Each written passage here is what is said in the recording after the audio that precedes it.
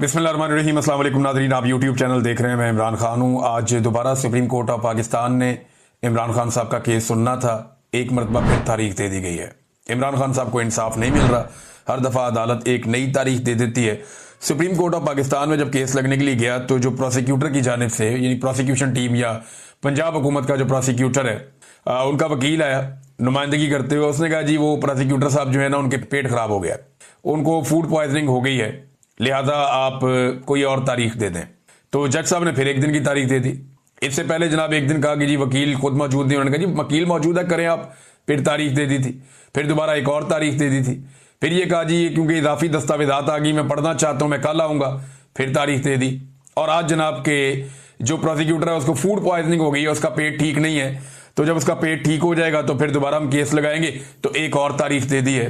तो इमरान खान साहब को इंसाफ देने से अदालत डर रही है। इमरान खान साहब के वकील ने कहा जी कि इमरान खान की फैमिली बात करना चाहती है, आप उन्हें तो इजाजत दें कि वो आपसे बात करें। और वो फैमिली क्या बात करना चाहती थी वो भी मैं आपको बताता हूं। इमरान खान की बहन ने बताया भी है। तो जज साहब ने कहा जी मैं इजाजत नहीं देता कि इमरान खान की फैमिली बात करे। इमरान खान की फैमिली ने यह बात करनी थी कि इमरान खान साहब से मुलाकातें हमारी बंद करवा दी गई हैं, हमारी एक्सेस नहीं है इमरान खान साहब तक, हमें उनसे मिलवाया जाए, हमारी उनसे बात करवाई जाए। ये कहा था इमरान खान साहब की फैमिली ने बाहर आकर के हम ये कहना चाहते थे अदालत को, लेकिन अदालत ने इसकी इजाजत नहीं दी। पाकिस्तान में इंसानी हकूक मुअत्तल हो चुके हैं और जिस इंसान के साथ सबसे ज्यादा बदसलूकी की जा रही है वो इमरान खान है। जेल से मेरे पास एक खबर आई है और ये मैं आपको जो खबर दे रहा हूं इसे आप ज़हन में रखें कि ये वो शख्स है जिसने खुद इमरान खान साहब को देखा है और वो ये सारी चीजें बड़े वसूख के साथ उसने मेरे तक पहुंचाई है। अब जो उसके दावे मैं आपको बता देता हूं, मैंने क्योंकि सवालात मैंने करने थे। तो एक तो मैंने ये पूछा कि जी इमरान खान साहब के बारे में ये जो खबर आती है कि वो कमजोर हो गए जिस्मानी तौर पे और उनका वजन कम हुआ है, ये बात दुरुस्त है या गलत है? उन्होंने कहा जी इमरान खान जितने भी लोग उन्हें मिलने आते हैं उन्हें यही कहते हैं कि बाहर जाके ये बताओ कि मेरी सेहत ठीक है। यानी वो उन्होंने अपने दिमाग में ये बात बिठा ली है कि मैंने अस्पताल नहीं जाना। उन्होंने अपने दिमाग में ये बात बिठा ली है कि मैंने नवाज शरीफ और जरदारी की तरह कमजोर ना होना है ना दिखना है। अब नवाज शरीफ और जरदारी तो जेलों के अंदर मौजों में थे, उनकी तो मुलाकातें ही नहीं रुक रही थी। उनके साथ तो बहुत सारे अर्दली रखे हुए थे, मुशक्कती रखे हुए थे, डॉक्टर उनको मिल रहे थे, बंदे उनके साथ ही रह रहे थे, मर्जी के खाने पीने चल रहे थे, खुला उनको स्वीट मिला हुआ था बड़ा सा, वो खुले आसमान के नीचे पूरा एक बंगला टाइप का होता है अंदर, वहां पे ये घूमते फिरते थे, जिसको मर्जी बुलाकर मिल लेते थे। एक महफिल जमी हुई होती थी। अब उस जेल में और इस जेल में फर्क है, लेकिन खान साहब ने ये जिद पकड़ी हुई है। उस बंदे ने मुझे ये कंफर्म किया कि इमरान खान साहब का वजन भी कम है और इमरान खान साहब का जिस्म भी कमजोर है, वो पहले की तरह नहीं है और ये गुज़िश्ता चंद दिनों में ज्यादा हुआ है। फिर मैंने पूछा कि इमरान खान पे सख्तियां क्या की जा रही हैं। अब उन्हें हर वक्त मौका नहीं मिलता कि वो इमरान खान के पास जा सके, वहां बहुत सख्ती हो गई। उस शख्स ने मुझे ये बताया कि पहले जब इमरान खान साहब की कोई समाअत वगैरह होती थी अदालत में या कोई और चीज होती थी तो यहां पे हमें अलाउ होता था, इजाजत होती थी कि आते जाते हुए खान साहब से बात कर लेते थे। जो अमले के लोग थे, जो सिक्योरिटी के लोग थे, वो खान साहब के साथ बातें करते थे, थोड़ा सा इधर उधर की बातें हो जाती थी। लेकिन अब इतनी ज्यादा सख्ती कर दी गई है कि इमरान खान अगर किसी को मुखातिब भी करें तो इस बात के सख्त अहकाम हैं कि आगे से जवाब नहीं देना। ऐसा लगता है कि इमरान खान किसी दीवार से बात कर रहा है। तो वहां पे जितने लोग मौजूद हैं उन सबको इस तरह कर दिया गया है। यह भी मुझे बात कंफर्म की गई कि उसको जो कैद तन्हाई का असल मतलब है वो अब इमरान खान साहब को बताया जा रहा है कि जो आपकी सिक्योरिटी के लिए भी बंदा है, जो आपको लेकर जा रहा है, लेकर आ रहा है, जो लोगों की टीम आपको लेकर जा रही है, उससे भी आप बात नहीं कर सकते। तो दो चीजें उन्होंने कंफर्म की। तीसरी एक और चीज उन्होंने कंफर्म की कि इमरान खान साहब को बाहर की मालूमात कम से कम है। गुज़िश्ता लगभग 1 महीने के आसपास हो गया इमरान खान साहब के पास अखबारात नहीं है, वो टीवी नहीं देख पा रहे और उन्हें बाहर की इंफॉर्मेशन नहीं है। वो बिल्कुल नहीं जानते कि जेल से बाहर क्या हो रहा है और उन्हें अब सेल के अंदर ज्यादा वक्त गुजारना पड़ता है। बाहर बहुत थोड़े से वक्त के लिए 1 घंटा, 1.5 घंटा, 2 घंटे बाद उन्हें बाहर निकाला जाता है। लेकिन ज्यादातर इमरान खान साहब को उसी जेल के एक सेल के अंदर रखा जाता है और जब धूप निकलती है तो ये हबस वाला मौसम है तो बड़ा शदीद हबस भी हो जाता है उस सेल के अंदर। उसकी वजह से उनकी हालत बहुत पतली है। मैंने पूछा कि जी ये पीने के पानी के और दीगर मामला, उन्होंने कहा जी जो इमरान खान ने चीजें बाहर बताई हैं वो झूठ नहीं है। उन्हें हर लिहाज से इमरान खान साहब को परेशान किया जा रहा है, उन्हें हर लिहाज से तंग किया जा रहा है। इतना जुल्म इमरान खान साहब पे जब से वो जेल में गए हैं तब से लेकर अब तक लंबे दौरानिए के लिए कभी भी इतना मेंटल टॉर्चर इमरान खान साहब को नहीं किया गया जितना मेंटल टॉर्चर इमरान खान साहब को इस वक्त किया जा रहा है। वजह क्या है? वजह तो बहुत सारी है। नंबर एक, इमरान खान साहब माफी नहीं मांगते। सुहेल बड़ाइच के जरिए कहा, बहुत सारे टाउट्स के जरिए कहा, पैगामात जेल में भिजवाए गए। हफीजुल्लाह नियाज़ी के बकौल अमेरिका से कोई ताजर आए, उन्होंने भी कहा यहां जो खैबर पख्तूनख्वा के लोग हैं, वजीर आला खैबर पख्तूनख्वा या बाकी लोग जो भी पैगाम लेकर गए, खान साहब ने झुकने से और माफी मांगने से इनकार कर दिया। अब उस गुस्से में इमरान खान साहब को इबरत का निशान बनाने की एक कोशिश की जा रही है और इमरान खान साहब डटकर खड़े तो हैं लेकिन बहुत मुश्किल सूरत देख रहे हैं। अब सोचने की बात यह है कि इमरान खान साहब क्या ये सारा कुछ अपने लिए कर रहे हैं? क्या कोई आदमी इतनी सारी तकलीफ अपने लिए बर्दाश्त कर सकता है, जबकि उसके बाद ये ऑप्शन हो कि वो जब चाहे मुल्क से बाहर चला जाए, जब चाहे जेल से बाहर आ जाए, जब चाहे चीजें उसके लिए नॉर्मलाइज हो जाएं, सिर्फ हल्का सा उसने सर नीचे झुकाना है और बाहर आ जाना है। लेकिन वो आदमी डटकर अगर खड़ा है तो कौम के लिए खड़ा है, और जो उसकी अपनी पार्टी है वो इन चीजों को ऐसा लगता है कि आहिस्ता आहिस्ता नॉर्मलाइज होता हुआ देख रही है।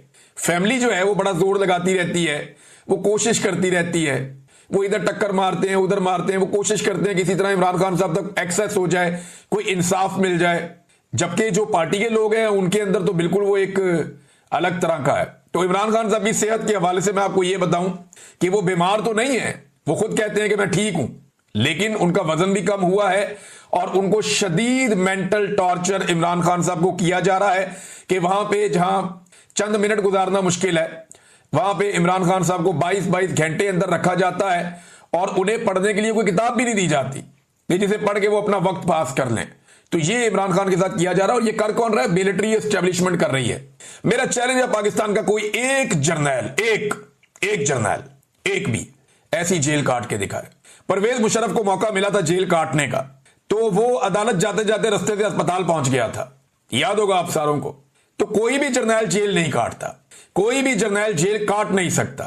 जनरल फैज हमीद को बज़ाहिर दुनिया को दिखाने के लिए पकड़ा हुआ है, लेकिन जो खबरें आ रही हैं उसके मुताबिक वो एक बेहतरीन मेस के अंदर जिंदगी गुजार रहा है। उसके खानदान वालों से मुलाकातें भी करवाते हैं। यानी अपना जर्नैल पकड़ा हुआ तो कहते शानदार तरीके से रखा हुआ है, शाहाना अंदाज में रखा हुआ है। जो खबर तो वो उनके गले इसलिए पड़ गई कि उन्होंने उसमें इमरान खान साहब को नाअहल और सजा याफ्ता करार दे दिया। अब ये करने की वजह से शेर अफजल मरवत साहब की अपनी पोजीशन बहुत ज़्यादा ख़राब हो गई और पाकिस्तान तहरीक इंसाफ के अंदर लोग लगातार अब ये मुतालबा कर रहे हैं कि क्योंकि शेर अफजल मरवत साहब ने इमरान खान साहब को नाअहल कहा है अपनी पटिशन में और सजा याफ्ता कहा है, तो उन्होंने एक जवाब पैदा कर दिया सबके लिए कि शेर अफजल मरवत से वो इस्तीफ़े का मुतालबा करें। और सब लोग शेर अफजल मरवत से इस्तीफ़े का मुतालबा कर रहे हैं कि आपने इसी शख्स के ज़रिए से वोट हासिल किए, इसी शख्स के नाम पे आपने वोट मांगे और इसी शख्स की वजह से आपको कौमी असम्बली की नशिस्त मिली, वरना आप काउंसलर का इलेक्शन भी नहीं जीत सकते। ये पाकिस्तान तहरीक इंसाफ के लोगों की अक्सरियत कह रही है और वो शेर अफजल मरवत को चैलेंज कर रहे हैं कि क्योंकि आपके बकौल इमरान खान नाअहल भी है और सजा याफ्ता भी है, लिहाजा आप उसकी दी हुई जो भीख है वो वापस कर दें और आप कौमी असम्बली की नशिस्त छोड़ें और जाकर दोबारा इलेक्शन लड़ें ताकि आपको आटे दाल का भाव पता चले। वैसे शेर अफजल मरवत साहब अगर अपने इलाके में इलेक्शन लड़ें तो वहाँ के जो लोग कहते हैं, जो मरवत कबीले के लोग हैं, उनका ये कहना है कि यहाँ से शेर अफजल मरवत अगर सही तरह इलेक्शन लड़ें और सही तरह नतीजा आए तो ये अब वाकई काउंसलर का इलेक्शन भी नहीं लड़ सकते। इमरान खान साहब की मुखालफत करके इन्होंने अपनी मकबूलियत तबाह कर ली। बहरहाल ये तो शेर अफजल मरवत साहब से मुतालबा पाकिस्तान तहरीक इंसाफ कर रही है, ये तहरीक इंसाफ में ही हुआ करते थे, फिर इमरान खान साहब ने इनको पार्टी से निकाल दिया। अब वो इमरान खान साहब को अपनी पटिशन में नाअहल भी कह रहे हैं, सजा याफ्ता भी कह रहे हैं। हाँ, लेकिन गंडापुर से उनकी अच्छी दोस्ती है और वो चाहते हैं कि गंडापुर वापस आ जाएं उस सीट के ऊपर जिस सीट पे अब सुहेल अफरीदी साहब वजीर आला खैबर पख्तूनख्वा हैं। अच्छा, मज़े की बात यह है कि अगर गंडापुर को इमरान खान साहब ने इस्तीफे के लिए कहा और सुहेल अफरीदी इमरान खान साहब की चॉइस है, लिहाजा क्योंकि इमरान खान साहब सजा याफ्ता हैं और नाअहल हैं तो उनके कहने पे इस तरह की तब्दीली नहीं हो सकती। ये पटिशन है ना, तो इस तरह तो गंडापुर भी वापस नहीं आ सकता। उसकी वजह समझिए आप, इमरान खान साहब को सजा हुई थी और वो नाअहल हुए थे 2024 के इंतखाबात से पहले। तो अली अमीन गंडापुर साहब जब पहली मरतबा वजीर आला खैबर पख्तूनख्वा बने तो वो इमरान खान साहब के हुक्म के मुताबिक बने थे, तो फिर तो वो भी हुक्म गलत हो गया। फिर अगर सुहेल अफरीदी आज की तारीख में इमरान खान साहब के हुक्म पर वजीर आला बने, ये काम गलत हुआ है, गैर आईनी या गैर कानूनी हुआ है, तो फिर जब अली अमीन गंडापुर 2024 में फरवरी में इमरान खान साहब की जानिब से नामजद किए गए वजीर आला के तौर पे, तो फिर वो नामजदगी भी बिल्कुल इसी तरह थी और उसी शख्स ने की। उस वक्त भी वो सजा याफ्ता थे और उस वक्त भी वो नाअहल थे। तो ये वाला नुक्ता शायद मरवत साहब मिस कर गए। अगर बचेंगे सुहेल आफरीदी नहीं तो बचत तो फिर अली अमीन गंडापुर की भी नहीं होगी। और अली अमीन गंडापुर ने अपनी पहली तकरीर में और कई मरतबा ये कहा था कि इमरान खान ने मुझ पर भरोसा किया, इमरान खान ने मेरा नाम दिया, इमरान खान ने मुझे वजीर आला खैबर पख्तूनख्वा बनाया। ये वो अपने मुंह से एक मरतबा नहीं दर्जनों मरतबा कह चुके। तो अगर सुहेल आफरीदी नहीं बचेंगे तो फिर अली अमीन गंडापुर साहब भी नहीं बचेंगे। तो मरवत साहब का जो गेम है वो उल्टा पड़ गया, उल्टा उनके ऊपर तनकीद हो रही है। जो लोग थोड़े बहुत शेर अफजल मरवत के लिए कोई गुंजाइश रखते थे वो लोग भी अब शेर अफजल मरवत के खिलाफ हो गए हैं। बुशरा बीबी से जुम्मे के रोज़ मुलाकात करवा दी गई, क्योंकि मुलाकात तो आपको पता है मंगल को होती है, लेकिन कुछ चीज़ें तय हो रही थी। और मैंने आपको बताया था पाकिस्तान तहरीक इंसाफ के साथ बातचीत की जा रही है कि बुशरा बीबी से मुलाकात करवा देंगे, लेकिन बातचीत बाहर नहीं आनी चाहिए। और ये बात जो है मोहसिन नकवी साहब कर रहे थे और पाकिस्तान तहरीक इंसाफ के लोगों से जो लीडरशिप है उनसे बातचीत हो रही थी। तो फाइनल ये हुआ कि बातचीत कोई बाहर नहीं आएगी। इमरान खान साहब किस हालत में हैं, उनकी हालत क्या है, वो क्या कहते हैं, उनका मूड क्या है, उनका कोई स्टेटमेंट, ये बाहर नहीं आना चाहिए। कोई पॉलिटिकल बातचीत नहीं होनी चाहिए। तो बुशरा बीबी से उनकी फैमिली की मुलाकात करवा दी जाएगी। जब यकीन दहानियाँ करवा दी गई तो बुशरा बीबी से उनकी फैमिली की जुमे वाले दिन मुलाकात करवाई गई और इस मुलाकात से कोई खबर अभी तक बाहर नहीं आई। पहले बुशरा बीबी की बहन मरियम रियाज वट्टू वो लिख दिया करती थी अपने ट्विटर अकाउंट पे, उस पर भी एतराज़ किया गया। तो अब किसी किस्म की खबर नहीं आई। कोशिश करेंगे पता करने की कि बुशरा बीबी ने जेल में क्या कहा, हालत उनकी कैसी है, इमरान खान साहब की कैसी है। लेकिन मैंने आपको ये बताया कि फिजिकली इमरान खान साहब फिट हैं, उनकी आंख का मसला बहुत सीरियस है और कैद तन्हाई में उनको शदीद तकलीफ दी जा रही है। ये वो हकायक हैं जो इस वक्त मुझे फर्स्ट हैंड इंफॉर्मेशन है, जो मुझे पता है, थोड़े दिन पहले मैंने आपको बताए थे। नादरीन, एस्टेब्लिशमेंट ज़्यादा सूबे बनाना चाहती है पाकिस्तान में, और ये बात बार बार एस्टेब्लिशमेंट से जुड़े हुए लोग करते भी हैं। एस्टेब्लिशमेंट इस बात को फ्लोट भी करती है मार्केट में कि जितने ज़्यादा सूबे होंगे, सूबे ज़्यादा होने चाहिए, सूबों के पास इख्तियारात कम होने चाहिए, छोटे छोटे यूनिट्स बनने चाहिए, लेकिन इख्तियारात उनके पास बहुत महदूद होने चाहिए। सारे इख्तियारात वफाक के पास होने चाहिए और वफाक पे पाकिस्तान की मिलिट्री एस्टेब्लिशमेंट यानी आर्मी चीफ और चंद जर्नैलों का मुकम्मल कंट्रोल होना चाहिए। यह है वो निज़ाम जो पाकिस्तान की एस्टेब्लिशमेंट बनाना चाहती है। लेकिन पीपल्स पार्टी और पीएमएलएन को बड़ी तकलीफ होती है जब भी सिंध और पंजाब की तकसीम की बात आती है। वजह यह है कि वो बड़े सूबे में बड़े वसाइल, बड़े बजट, बड़ा कंट्रोल, और फिर वो काबू कर लेते हैं पूरे सूबे को। कई इलाकों में धांधली हो सकती है, कई इलाकों में नहीं हो सकती, तो ज़बरदस्त तरीके से जो है वो यहाँ पे कंट्रोल कर लेते हैं।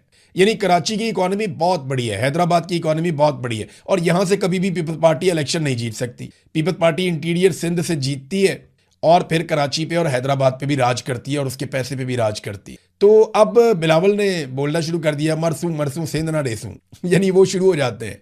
एस्टेब्लिशमेंट के बाकी सारे जूते पॉलिश करते हैं, लेकिन ये इंतज़ामी बुनियादों पर सूबों की तकसीम के खिलाफ है। देखिए, मैं इस हक में हूँ कि सूबे तकसीम होने चाहिए, पाकिस्तान में ज़्यादा इंतज़ामी यूनिट्स होने चाहिए, लेकिन वो लिसानी बुनियादों पे नहीं होने चाहिए, सियासी बुनियादों पे नहीं होने चाहिए, वो होने चाहिए इंतज़ामी बुनियादों पर। फासले कम होने चाहिए, सहूलियात ज़्यादा होनी चाहिए, लोगों का टैक्स लोगों के ऊपर खर्च होना चाहिए, आबादी के एतबार से सबको हिस्सा मिलना चाहिए, तमाम सूबों में रहने वाले लोगों को यकसां तालीम के, सेहत के और आगे बढ़ने के मौके मिलने चाहिए। लेकिन पाकिस्तान की एस्टेब्लिशमेंट का फार्मूला कुछ और है और पाकिस्तान की जो पॉलिटिकल एलीट है उसका फार्मूला कुछ और है। ये अपने अपने मफाद के बारे में सोचते हैं, पाकिस्तान के मफाद के बारे में नहीं सोचते, फिर आपस में लड़ते भी हैं इन चीज़ों पे। नाज़रीन, इस वक्त फील्ड मार्शल ने अपनी कोशिशें काफ़ी तेज़ कर दी हैं। वो पूरी कोशिश कर रहे हैं किसी तरह ईरान को मना लें उन शराइत पे जो अमेरिका ने भेजी हैं। ईरान ने जो वापस तजावीज़ भेजी हैं अमेरिका को वो काबिल कबूल नहीं है। डोनाल्ड ट्रंप ने जुम्मे वाले दिन दोबारा अपनी कौमी सलामती कमेटी के अहम तरीन मुशीरों से मुलाकात की और उसमें जो सबसे अहम बात है वो यही है कि लड़ाई अगर दोबारा करनी है तो कैसे करनी है और कब शुरू करनी है और कितनी ज़्यादा उसको लड़ाई को बढ़ाना है इस मरतबा। देखिए ना, खलीजी ममालिक के अपने तहफ़्फ़ुज़ात हैं। उन्होंने पिछले दिनों डोनाल्ड ट्रंप को लड़ाई से साफ मना कर दिया था और जो मेन रीज़न था लड़ाई से मना करने का वो ये था कि बंदोबस्त नहीं है अपने आप को बचाने का, क्योंकि ईरान बड़े पैमाने पर वापस अटैक करेगा। और ईरान ने ये साफ कहा है कि जब वो वापस अटैक करेगा तो वो ऑयल तनसीबात को भी निशाना बनाएगा इस रीजन में जहाँ जहाँ पे अमेरिका के मफादात हैं। तो अरब ममालिक का तो बहुत नुकसान हो जाएगा, अरबों डॉलर्स का, जो वो नहीं चाहते। तो एक तो खलीजी ममालिक के तहफ़्फ़ुज़ात हैं, यूरोपीय यूनियन के तहफ़्फ़ुज़ात हैं, अमेरिका मार्केट में अकेला है जो इस लड़ाई को लड़ना चाहता है इसराइल के साथ मिलकर, और खित्ते में कोई और सपोर्ट मिल भी नहीं रही। दूसरा, ईरान के पास अभी हथियार बाकी है, वो वापस मारेगा। लेकिन डोनाल्ड ट्रंप क्या दोबारा हमला करेगा, तो इसकी एक तो रीज़न इसलिए भी समझ आ रही है कि अमेरिका में कई अहम ओहदेदारों और अफसरान ने इस वीकेंड पे अपनी मसरूफियात तर्क की हैं। सीबीएस न्यूज़ के मुताबिक अमेरिकी फ़ौज और इंटेलिजेंस के लोग भी इसके अंदर शामिल हैं, जिन लोगों ने अपनी वीकेंड की मसरूफियात तर्क की हैं और वो उस मनसूबाबंदी का हिस्सा बने हैं जिसमें मुस्तकबिल करीब में हमले का एक नया राउंड हो सकता है ईरान के ऊपर। अल जजीरा ने ईरान के हवाले से खबर दी है। अल जजीरा ने बताया कि यूरेनियम अगर ईरान से मांगी गई और अमेरिका ने यही शर्त रख दी फाइनली कि यूरेनियम मिलेगी तो बात आगे बढ़ेगी, तो फिर कोई भी मुआहिदा नहीं हो सकेगा, ये ईरान ने कहा। अब्बास अरागची जो वज़ीर ख़ारजा है ईरान के, उन्होंने भी इस पर एक स्टेटमेंट दिया। उन्होंने कहा जी 2 चीज़ों पे आके बात हमारी अटकी हुई है। एक, ईरान आबना हुर्मुज़ को नहीं छोड़ना चाहता, वो उसको नए इंतज़ाम के मुताबिक चलाना चाहता है, जबकि अमेरिका ये चाहता है कि मुकम्मल तौर पे यहाँ पे कंट्रोल उनका आ जाए और पहले की तरह हो जाए मामला। दूसरा, यूरेनियम को अमेरिका चाहता है कि ईरान से निकालकर अमेरिका की निगरानी में दे दिया जाए या अमेरिका उसको वॉर ट्रॉफी के तौर पे उठाकर ले जाए। अब आसिम मुनीर साहब पहुंचे हैं ईरान में, उम्मीद की जानी चाहिए कि कोई ना कोई मसला हल हो जाए। देखें, ये मसला कोई भी हल करवा दे, ये मसला हल होना चाहिए, इसका क्रेडिट कोई भी ले जाए, ये मसला हल होना चाहिए, क्योंकि पूरी दुनिया इससे मुतासर हो रही है। बहुत सारे लोग जो हैं उनकी नौकरियां खतरे में हैं, बहुत सारे लोगों का कारोबार खतरे में है, दुनिया के कई ममालिक की इकॉनमीज जो है वो खतरे में है, एयरलाइंस तक खतरे में पड़ गई हैं। तो ओवरऑल पूरी दुनिया को इसका नुकसान हो रहा है जो भी ईरान और अमेरिका और इसराइल के बीच में चल रहा है। अगर ये लड़ाई यहीं पे ख़त्म हो जाती है इस नोट पे और दोनों को कुछ ना कुछ मिल जाता है तो दुनिया का फ़ायदा होगा। लेकिन ईरान अमेरिका को उतनी बड़ी फेस सेविंग देने को तैयार नहीं है जितनी बड़ी डोनाल्ड ट्रंप मांग रहा है। तो क्या आसिम मुनीर साहब ऐसा कुछ लेकर दे सकेंगे? यही सवालात उनके इस दौरे में सबके जहन में रहेंगे। बहरहाल सबकी नज़रें इस बात के ऊपर हैं कि ईरान जो है फाइनली क्या जवाब देता है पाकिस्तान को, क्योंकि उसके बाद तो फिर मुझे लगता है कि लड़ाई वाला सीन होगा। अमेरिका को एक मरतबा फिर दबाव डालने के लिए लड़ाई में जाना पड़ेगा। अमेरिका लड़ाई में कितना आगे जा सकता है? जब डोनाल्ड ट्रंप बात करता है पूरी सिविलाइजेशन को कत्ल करने की, तो वो तो एक एटमी हमले टाइप की चीज़ लगती है और दुनिया डर जाती है। फौरी तौर पे दुनिया में पेट्रोलियम मसनूआत की कीमतें ऊपर चली जाती हैं, हर तरफ एक खौफ व राज फैल जाता है कि डोनाल्ड ट्रंप ने बड़ी खौफनाक बात कर दी है। तो नाजरीन, अब आसिम मुनीर साहब पहुंचे हैं ईरान में, देखते हैं कि वहां से क्या निकलता है। लेकिन डोनाल्ड ट्रंप ने 2 स्टेटमेंट दिए, वो बड़े इंटरेस्टिंग है। एक स्टेटमेंट तो डोनाल्ड ट्रंप ने दिया कि मुझे किसी ऐसे शख्स के साथ लंच करने से नफरत है जो बहुत ही ज़्यादा कामयाब हो। तो पाकिस्तान में तो एक ही शख्स के साथ लंच किया था उन्होंने, जो फील्ड मार्शल आसिम मुनीर हैं। डोनाल्ड ट्रंप उनकी तारीफ़ें तो बहुत करता है, लेकिन साथ ही डोनाल्ड ट्रंप ये कह रहा है, अच्छा वैसे उसने ये भी कहा था कि मैं नालायक लोगों के साथ रहना पसंद करता हूँ और उनके साथ रहना मुझे अच्छा लगता है क्योंकि वहाँ मैं अपने आप को लाइक महसूस करता हूँ। डोनाल्ड ट्रंप ने खुद कहा था कि मुझे ऐसे लोगों में रहना पसंद है जो ज़्यादा कामयाब ना हो अपनी ज़िंदगी में, और अभी उन्होंने फिर कहा कि मुझे ऐसे शख्स के साथ लंच करने से नफरत है जो बहुत ही ज़्यादा कामयाब हो। पाकिस्तान में से लंच खाली आसिम मुनीर साहब ने किया है डोनाल्ड ट्रंप के साथ। यानी डोनाल्ड ट्रंप का ये कि जो मेरी तारीफ़ें करता रहे, मेरी खुशामद करता रहे, मेरी गेम उठा के रखे, मेरे जूते पॉलिश करता रहे, वो बंदा मुझे पसंद है, मैं उसको टाइम देता हूँ, ये डोनाल्ड ट्रंप का कहना है। और इस किस्म की खुद पसंदी का शिकार लीडर्स नॉर्मली बड़ा धोखा खाते हैं और अवाम इनको पसंद नहीं करती। अभी आप अमेरिकन को जब भी इलेक्शन में मौका मिलेगा, अमेरिकन किस तरीके से वोटिंग करेंगे वो आप देख लेंगे। डोनाल्ड ट्रंप ना इसको अपने एक हथियार के तौर पे इस्तेमाल करता है, इस बात को कि जो उसके दिल में आता है वो कह देता है।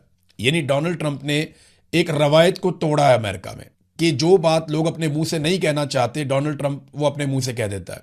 जिस बात को कहने में लोग शर्म करते हैं या ये सोचते हैं कि मैं ये अपने मुंह से कैसे कहूँ, यानी डोनाल्ड ट्रंप कह देता है अपने मुंह से कि मैं बहुत ज़हीन आदमी हूँ, मैं बहुत कामयाब आदमी हूँ, मैंने जनाब दुनिया का नक्शा जो है उसको तब्दील कर सकता हूँ, मैं जनाब दुनिया के अंदर अमन का एक प्याम्बर हूँ, मैं दुनिया के अंदर अमन लेकर आ रहा हूँ, मुझे ही सारे अवार्ड मिलने चाहिए, पूरी दुनिया को मेरा शुक्रिया अदा करना चाहिए, अमेरिका को कभी भी मेरे जैसा सदर नहीं मिल सकता, मैं जनाब इसराइल में इलेक्शन लड़ूँ तो वहाँ पे भी जीत सकता हूँ। जब ये बातें डोनाल्ड ट्रंप करता है तो ये अपनी तारीफ़ें हैं और डोनाल्ड ट्रंप एक्चुअली इससे ये साबित करना चाहता है कि भाई मैं बहुत सच्चा और सीधा खरा आदमी हूँ, जो मेरे दिल में होता है मैं कह देता हूँ।